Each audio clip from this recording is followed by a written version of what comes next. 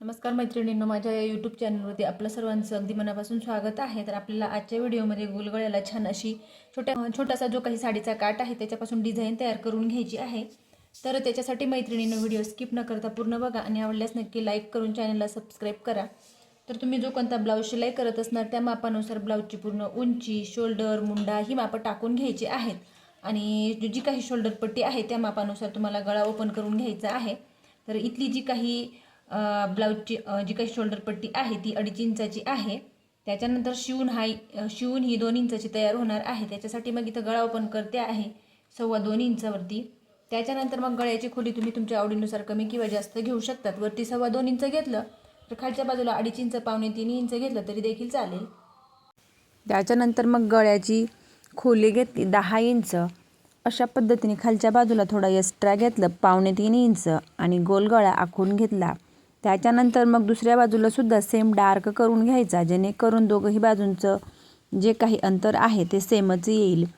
त्याच्यानंतर मग ब्लाऊज पीसवरती अस्तर अशा पद्धतीने ठेवून घेतला आणि जो काही गोल गळा आहे गोल गळ्यावरती आणि खालच्या बाजूला कमरपट्टीच्या जागेवरती आपल्याला शिलाई करून घ्यायची आहे. तर इथं आपल्याला अस्तर पलटवून घ्यायचं आहे. त्याच्यासाठी मग इथं ह्या पद्धतीने गळ्याला आणि कमरपट्टीला शिलाई करून घ्यायची. कमरपट्टीला केल्यामुळे कमरपट्टी जोडायची गरज राहत नाही आणि गळ्याला केल्यामुळे पायपिंग वगैरे किंवा गळापट्टी लावण्याची गरज राहत नाही. नंतर मग एक्स्ट्राचा पूर्ण कपडा कट करून घ्यायचा आहे आणि पूर्ण गळ्याला छोटे छोटे कट मारून घ्यायचे. कट मारत असताना शिलाई कट होणार नाही ही सुद्धा आपल्याला काळजी घ्यायची आहे. त्याच्यानंतर मग अस्तर पलटवून घ्यायचा. नंतर हाताने छान प्रेस करून घ्यायचं आणि मग अशा पद्धतीने कडेकडेने गळ्याला आणि खालच्या बाजूला कमरपट्टीला अस्तरच्या सर्व बाजूंनी आपल्याला अस्तर हा बरोबर चेक करत शिलाई करून घ्यायची.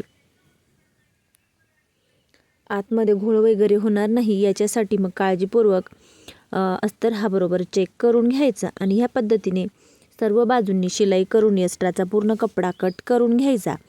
त्याच्यानंतर मग मागच्या साईडला आपण जे काही 2 टक्स देत असतो दोघंही टक्स देऊन हा पार्ट आपल्याला रेडी करून घ्यायचा. तर बघू शकतात फायनली ह्या पद्धतीने रेडी करून घेतला.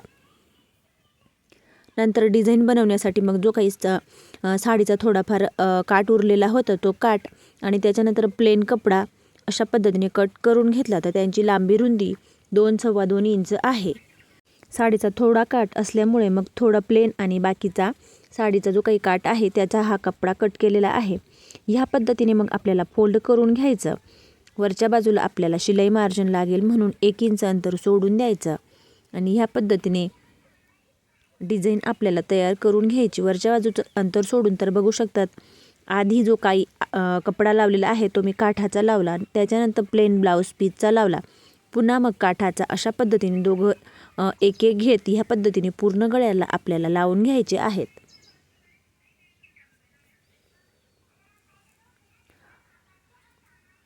तर अगदी सोप्या पद्धतीने इथे मी डिझाईन तयार करून घेत आहे. त्याच्यानंतर मग आपल्याला बो तयार करून घ्यायचा आहे. जर तुमच्याकडे थोडा जो काही साडीचा काठ एक्स्ट्रा असेल तर तुम्ही त्याच्यावरून लावून घ्यायचा आहे. तर माझ्याकडे काठ कमी असल्यामुळे मग मी प्लेनच कपडा घेतला.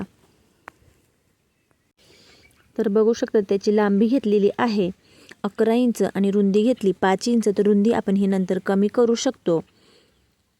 तर सर्वात आधी मग एका साईडला ह्या पद्धतीने आपल्याला शिलाई करून घ्यायची. त्याच्यानंतर मग शिलाई केलेला भाग आतमध्ये फोल्ड करायचा आणि त्याच्यावरून मग दुसरा बाजू काही बाजूचा काठ आहे तो ह्या पद्धतीने ठेवून घ्यायचा आहे. त्याच्यानंतर आतमध्ये आपल्याला बो हा किती इंचाचा बनवायचा आहे हे लक्षात ठेवत मग अशा पद्धतीने दोघंही बाजूंना खुणा करून घ्यायच्या. तर दोघंही बाजूंना मी 2.5 इंच हे अंतर अशा पद्धतीने खुणा करून आणि शिलाई करून घेत आहे.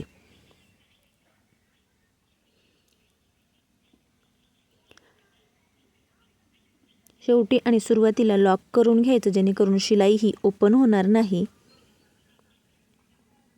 आणि दोघंही बाजूंचा एक्स्ट्राचा कपडा कट करून आणि जो काही बो आहे तो आपल्याला फोल्ड करून घ्यायचा. बघू शकतात जो काही शिलाईचा काठ आहे तो बरोबर वरच्या बाजूला येईल.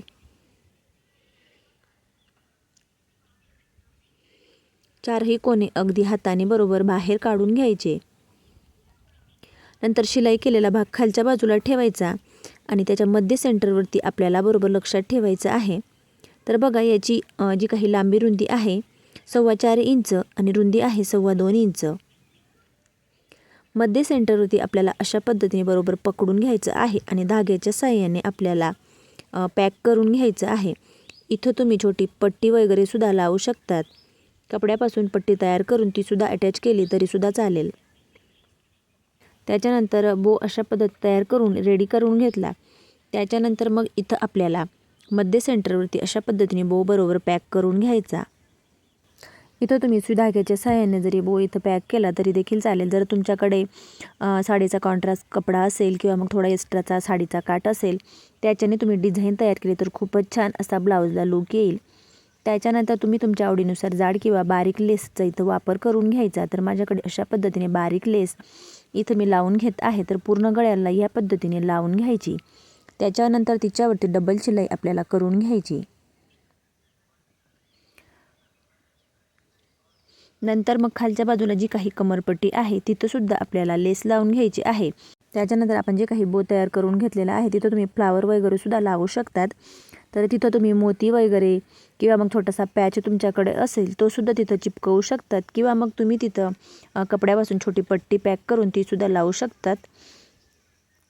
तर बघू शकता हा छोटासा मोतीचा पॅच आहे तो सुई धाग्याच्या सहाय्याने मी तिथं पॅक करून घेत आहे. त्याच्यानंतर मग जी काही गळ्याला लेस लावून घेतलेली आहे ती आपल्याला कमरपट्टीला लावून घेतलेली आहे.